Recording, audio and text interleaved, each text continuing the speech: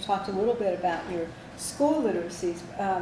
Just shifting a little bit, do you remember when you were introduced to computers, and was it at home? Was it in the school?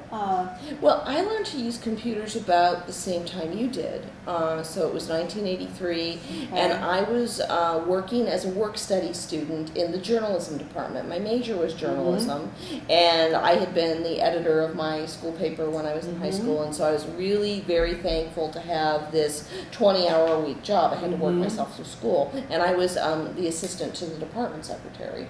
And so around that time, they had the VT100 machines, and you could do email on those machines, and email was just still so new in 83 that I was excited that I could kind of, send an email, send a report to somebody on campus that needed to have a report. That was, they did not have line, they did not have screen editors. No, they had the line editor, and I just, and even when I went to Purdue in 89, they had those in the labs. I can't remember what the program was, but VM.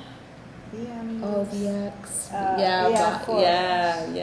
And because it was the linguist that used to take us up at Purdue to his lab, and he would let us use. Oh, Victor Raskin. Yes, exactly. He would let us. We have a shared history. That's probably why they paired us together in some ways. But no, I would type on an IBM Selectric, and that was those were pretty much the technologies. I remember getting a typewriter at home when I was around 16, so that I could type my papers. So typing in college for this position, and even for my studies, wasn't a difficult thing. Though ironically, in high school I took a typing class and got a D, and my father laughed about that because I had 5 A's and a D. Yeah, it's probably not so unusual that you and I, were introduced to computers about the same time, since, as I said, that's when computers came out. I mean, the Mac, actually, the first Mac was in 1983, although I didn't use the first, first Macintosh. The Apple was out there beforehand, but the actual Macintosh wasn't.